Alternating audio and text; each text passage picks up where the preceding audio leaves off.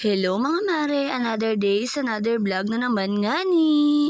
Maaga pa nga akong nagising dyan, paano nga ba naman kasi meron kaming meeting sa court para naman sa gaganapin ng Christmas party ng aming mga babies. Para naman kako wala na akong gagawin mamaya pag uwi ay talaga namang naghugas na muna ako. At pagkatapos pinaliguan ko na nga din talaga itong aking uni kay Iha. Pagkatapos bibihisan ko na nga din syempre. Wala naman silang pasok ngayon hanggang bukas pero nga may meeting kami doon sa court. Pag may meetingan nga namin ang magaganap na Christmas party sa December. Pero kailangan pa rin nga daw kasama ang bata kaya naman ginayak ko na din si Sabrina bago ako ang magaya. Kailangan nga daw na naka-complete uniform kaso nga lang yung t-shirt dyan ni Sabrina ay hindi pa talaga tuyo. Paano nga ba naman kasi napakapangit talaga ng panahon ngayon. Kaya naman ay naghanap na lang din talaga ako ng puting damit muna na ipapasuot sa kanya. Nakakatuwa nga talaga itong bata na to igayak dahil nga natutuwa talaga siya at excited talaga siya kapag sinabi mong papasok tayo sa school. Nilagyan ko na nga siya dyan ng lotion dahil alam naman natin talagang malilikot ang mga bata. Kailangan talaga nila yan. Para naman kahit pawisan sila ay hindi talaga sila mag-aamoy panis. Pagkatapos ko naman nga siyang malagyan ng lotion ay heto at tinalian ko na din yung kakarempot niyang buhok. Kahit nga talaga kaunti lang yan at talaga namang tinatalian ko kasi naman bagay naman sa kanya yung nakatali yung buhok. At syempre gusto ko din talaga siyang masanay.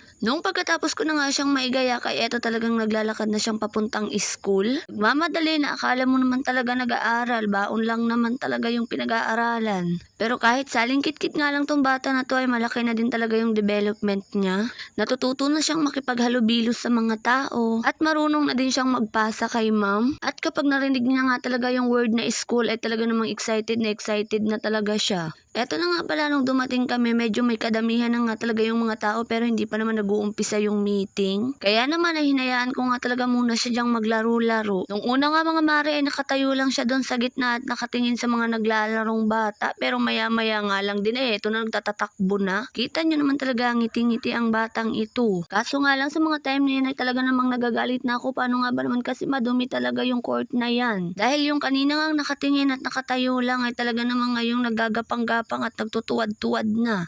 Malapit na nga mag-umpisa yung meeting dyan kaya naman hanggang dito lang to magpapaalam na din ako. Bye! Mwah!